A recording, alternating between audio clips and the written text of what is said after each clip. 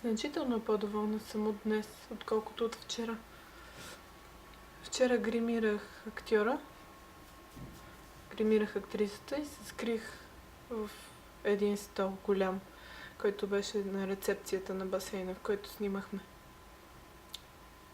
Доста дълго време прекарах там. Четох, дремнах. Един приятен човек ми даде кафе.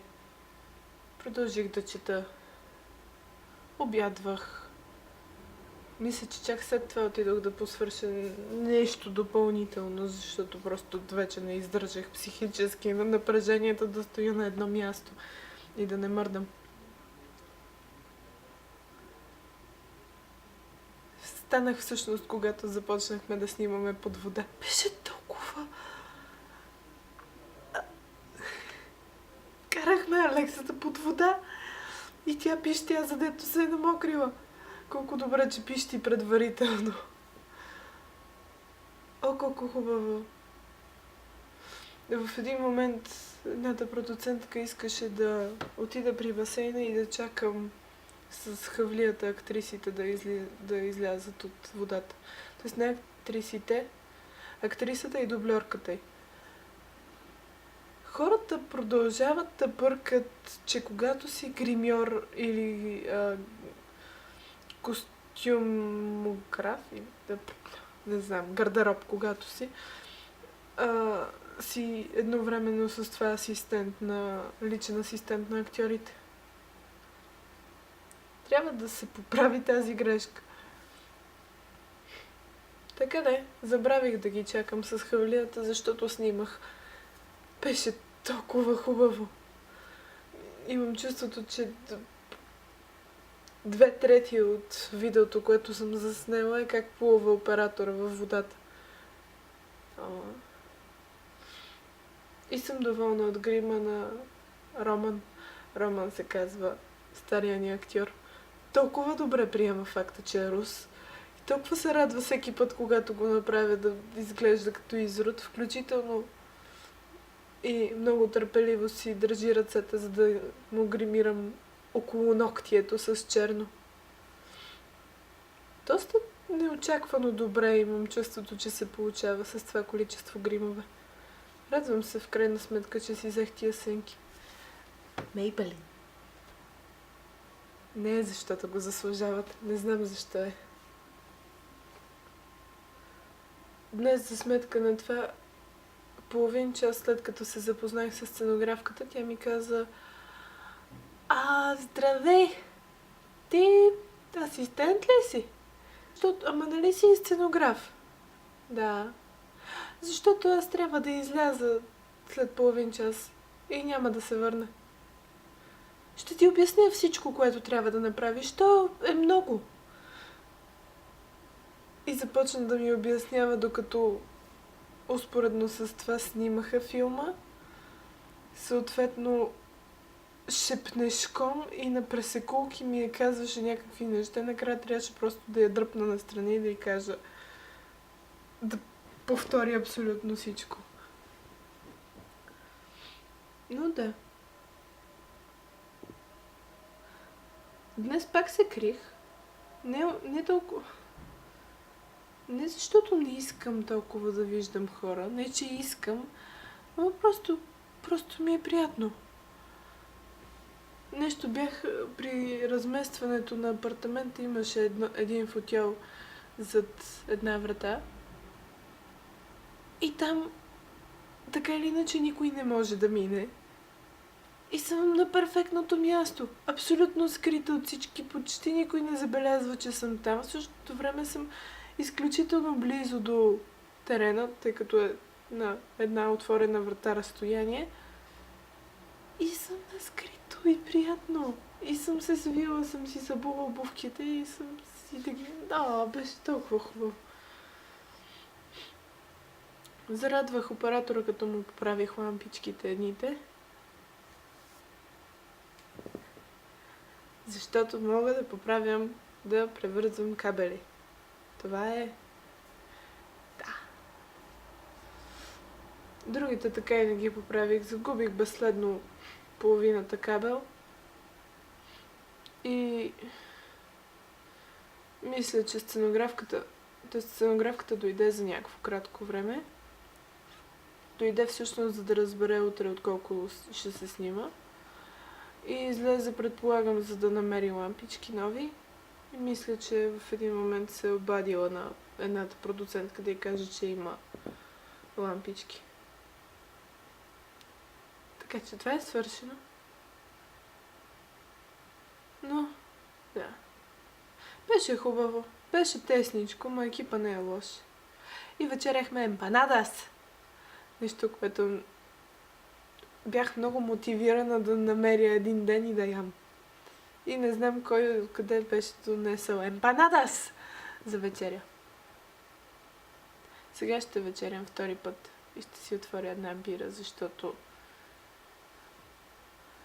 го заслужавате.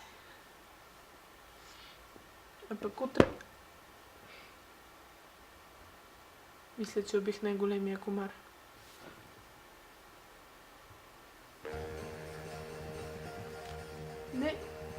Не знам къде е.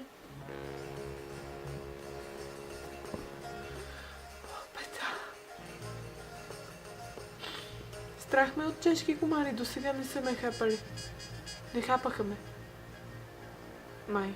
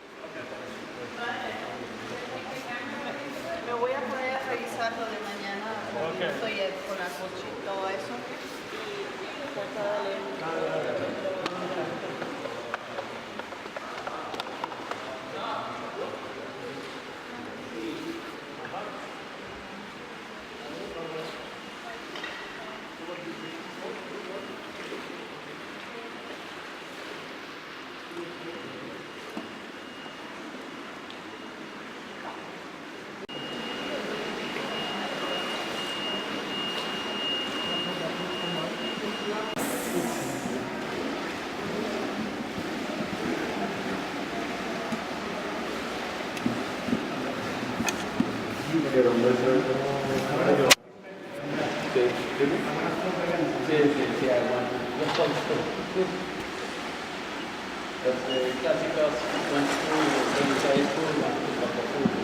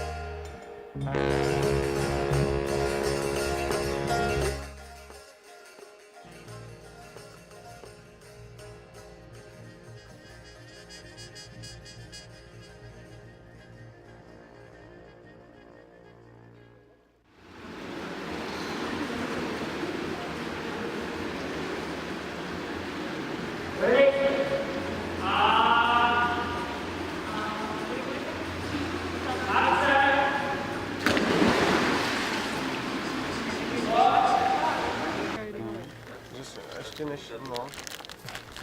Jo, přines to, pak se ho zeptáme, jestli máme dát černou tejpu. Maybe black tape.